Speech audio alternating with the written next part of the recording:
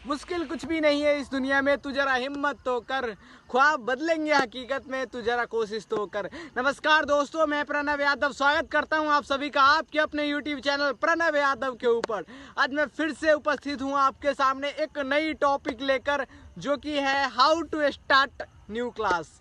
जैसे session start हो रहा है, 2022-23 एंड हुआ है, तो 2023-24 स्टार्ट हो रहे हैं।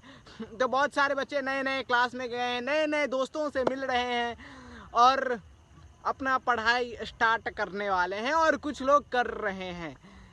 यह वीडियो दोनों लोगों को, दोनों कैटेगरी के स्टूडेंट को हेल्प करेंगी। आज मैं यही बताने वाला हूँ हाउ टू स्टार्ट, एक प्रॉपर वे में, एक प्रोफेशनल वे में क्लास कैसे स्टार्ट करें, जो कि लंबे समय तक सस्टेन रहेंगी, जो लंबे समय तक हमें मोटिवेशन देती रहेंगी। ठीक है। और 10th के बच्चे, मतलब 10th में बच्चे जाते हैं या किसी भी क्लास में, तो क्या गलती कर बैठते हैं, मुझे भी थोड़ा थोड़ा आइडिया है, और मैं वह उस एक्सपीरियंस के बेस पे, उस आइडिया के बेस पे यहाँ मैं बोलने वाला हूँ। ठीक है, तो चलिए इस वीडियो को यहीं से शुरू करते हैं। ठीक है, फर्स्ट पॉइंट है सेलेक्ट अ गुड मेंटोर।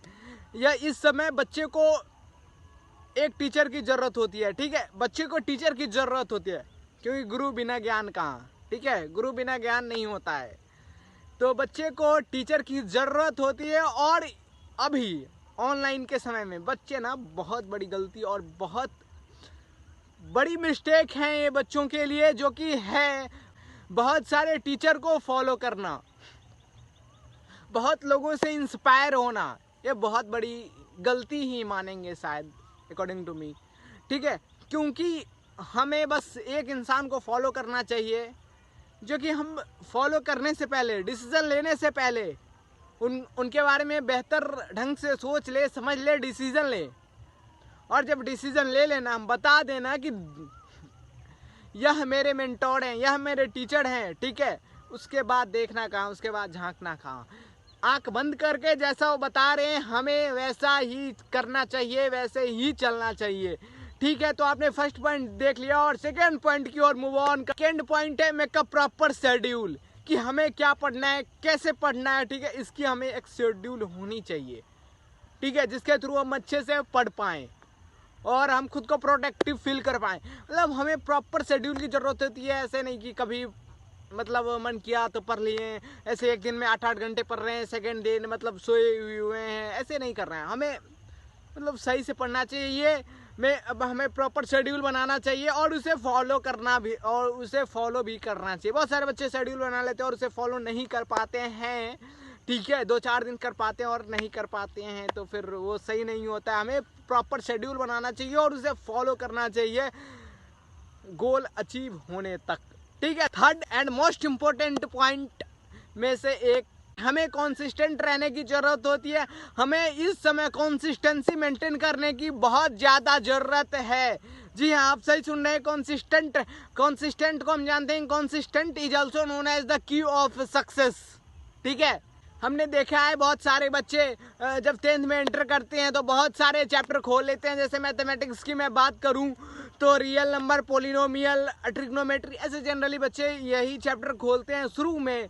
और उसके बाद साइंस में देखता हूं तो फिर chemical reaction and equation, light process, light reflection and refraction, ये चैप्टर खोल लेते हैं और फिर लग जाते हैं। लगते इस तरह का है कि 2 क्वेश्चन उसका कर लिए, 2 कॉन्सेप्ट उस वहाँ से समझ लिए, और 2 कॉन्सेप्ट यहाँ से समझ लिए, 2 कॉन्सेप्ट वहाँ से समझ लिए, जो कि आप एग्ज़ाम टाइम में उतना अच्छा नहीं कर पाते हैं। मैंने देखा है ऐसे बच्चों को, और मैंने ऐसा खुद भी एक्सपीरियंस किया हूँ, मैं ऐसा खुद फील किया हूँ, इसलिए मैं आपके सामने बता रहा हूँ ये।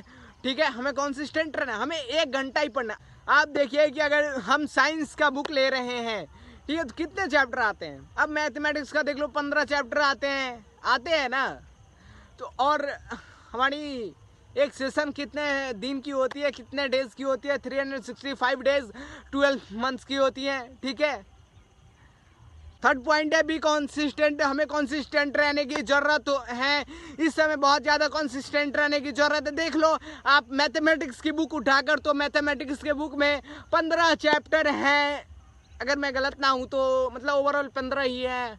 ठीक है, 15 चैप्टर हैं और कितने वीक्स आते हैं एक साल में, 1 ईयर्स में लगभग 52 वीक आते हैं, लगभग क्या 52 वीक आते हैं। और हम 52 आप देख रहे हो ना कि अगर मैं 2 वीक में अगर एक चैप्टर करूँ ना, 2 वीक में अगर हम एक चैप्टर लगाएं तो भी हम अच्छे हैं। और रिवीजन करके और अच्छे से अगर सारे बुक मतलब अगर हम एक साल में 52 वीक आते हैं, अगर हम एक वीक में एक चैप्टर भी लगाए ना तो हम अच्छे से रिवीजन कर पाएंगे लास्ट टाइम और अच्छे से हम एग्जाम में अपना बेटर अपना 100% दे पाएंगे। आप इस बात को समझिए और आप कंसिस्टेंट रहकर स्टडी कीजिए।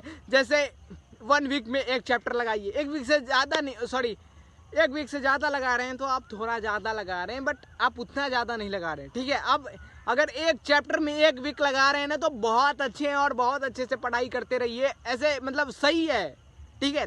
बहुत बच्चे होते हैं ना कि अगर एक दिन में एक चैप्टर निपटा लेते, अरे वो आधा अधूरा ज्ञान लेकर दूसरा बुक खोलते हैं और उसमें भी वो ऐसे ही करते। तो 4 जगह गड्ढा खोदने से अच्छा 1 जगह गड्ढा खोदिए, जरूर पानी निकलेगा, ठीक है। तो आप ऐसे ही करते रहिए और हमेशा कंसिस्टेंट होकर पढ़ाई कीजिए, ये बहुत ज़्यादा जरूरी है, ठीक है। और ठीक है, अगले पॉइंट की ओर बढ़ते हैं जो कि है take a short break during long study hours. हमें लंबे समय तक पढ़ने नहीं चाहिए, जैसे 4 घंटा 5 घंटा 3 घंटा मतलब 3 आवर्स 4 आवर्स 5 आवर्स ऐसे हमें नहीं पढ़ना चाहिए। हमें मतलब अगर हम 45 मिनट पढ़ रहे हैं तो फिर स्टडी कर रहे हैं तो 15 मिनट्स का ब्रेक बनता है। 15 मिनट्स का ब्रेक के हकदार हैं आप। 15 मिनट्स का ब्रेक ले और अच्छे से पढ़े, ऐसा पढ़े कि अगर एक बार पढ़ लेना तो फिर आपके दिमाग में आ जाना चाहिए। ऐसे नहीं कि बार बार रट रहे हैं, ऐसे नहीं। तो एक बार पढ़ लो मतलब अच्छे से आ जाना चाहिए। इसके लिए हमें खुद को माइंड को फ्रेश करना बहुत ज़्यादा जरूरी है। और फ्रेश करने के लिए हमें माइंड को अलग अलग एक्टिविटी करानी होती है, ठीक है। तो मतलब बहुत ज़्यादा देर तक आप पढ़ेंगे तो इससे आपकी माइंड की कैपेसिटी लो हो जाएगी, ठीक है, और वो ज़्यादा नहीं समझ पाएगी, ठीक है। तो आप कम पढ़ें, मतलब 45 मिनट्स में 15 मिनट्स का ब्रेक लें, बहुत ज़्यादा ज़रूरी है, ठीक है। उसके बाद हम बढ़ते हैं सबसे लास्ट पॉइंट की ओर और बढ़ते हैं last and most important point के बारे में जो कि है अवॉइड बैकलॉग। आपको बैकलॉग बहुत गंदी चीज़ें हैं यार, बहुत गंदी चीज़ें। बैकलॉग के बारे में मैं क्या बताऊं, एक एग्जांपल से रिलेट करता हूँ। एग्जांपल क्या, डेली लाइफ मतलब मैंने खुद उस बात का एक्सपीरियंस किया है, मैंने अपने लाइफ से बता रहा हूँ। आपको बैकलॉग नहीं रहने देना चाहिए, आप भी बच सके, जितना बच सके आप बैकलॉग को तो आने ही मत दीजिए, ठीक है। मैं अपनी बात बताता हूँ। मैंने जब इलेक्ट्रिसिटी खोला था, इलेक्ट्रिसिटी चैप्टर जब मैंने पढ़ना स्टार्ट किया था, मैं भी बहुत बढ़िया टेक कंपनी से मैं पढ़ाई करता था, ऑनलाइन पढ़ाई, ठीक है। तो मैंने फर्स्ट लेक्चर देखा, सेकंड लेक्चर देखा, ठीक है, बहुत अच्छे से ओम्स लॉ समझा, ठीक है, सब कुछ समझा। थर्ड लेक्चर में आता है एक टर्निंग पॉइंट, मैंने उस लेक्चर को किसी कारणवश नहीं कर पाया, ओके।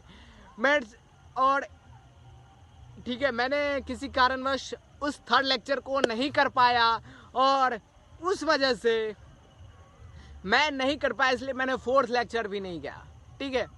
फोर्थ लेक्चर में भी नहीं गया मैं, क्योंकि मेरा थर्ड लेक्चर कंप्लीट नहीं था और मैंने लाइव में नहीं किया था। तो मैं सोचा रिकॉर्डेड में कर लूँगा। रिकॉर्डेड में करना बहुत डिफिकल्ट होता है, जो ऑनलाइन पढ़ाई कर रहे हैं उन्हें पता है होगा, ठीक है। और उसके बाद फिफ्थ लेक्चर में भी मैंने नहीं गया और मैं उस थर्ड लेक्चर में से कंप्लीट ही नहीं हो रहा था। मैं पढ़ने बैठ रहा था तो मैं से हो ही नहीं रहा था यार, मैं क्या बताऊँ, ठीक है। उसके बाद 5 लेक्चर के बाद नेक्स्ट क्लास आती है, ठीक है।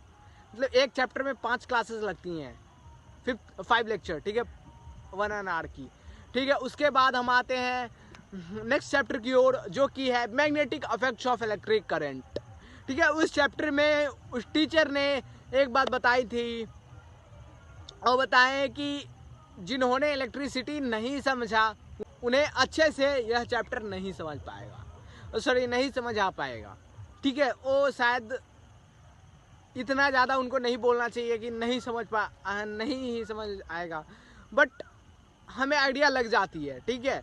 तो हमने इलेक्ट्रिसिटी का 2 चैप्टर किया था और एक चैप्टर के वजह से मेरे कितनी बैकलॉग लग गई है आपको पता है। मतलब 3rd चैप्टर नहीं किया, 3rd लेक्चर नहीं अटेंड कर पाया, जिसके वजह से मैंने इलेक्ट्रिसिटी और magnetic effect of electric current cancel.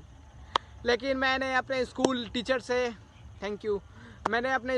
से मैंने स्कूल टीचर उनके बारे में बताएं और मैंने उनसे समझा, ठीक है, बहुत बाद में जाकर बस एक बैकलॉग लगने के कारण, मतलब एक लेक्चर सही समय पर ना करने के कारण का नतीजा मैं बता रहा हूँ, बहुत मुझे गंदा तरीके से भुगतना पड़ा, ठीक है। तो आपको बैकलॉग नहीं लगने देना है, बस मेरा एक फंडा है कि आपने पढ़ाई जहाँ भी कर रहे हो, जैसे भी कर रहे हो, आप जैसे भी पढ़ाई कर आप जहाँ भी पढ़ाई कर रहे हो, जैसे भी पढ़ाई कर रहे हो, आप कंसिस्टेंट रहकर पढ़ाई करो और आपको बैकलॉग लगने नहीं देना है, ठीक है। आज के लिए इतना ही, फिर मिलते हैं किसी और शानदार वीडियो के साथ। Till then time you go and prepare for your goal. Bye bye, take care, thank you so much.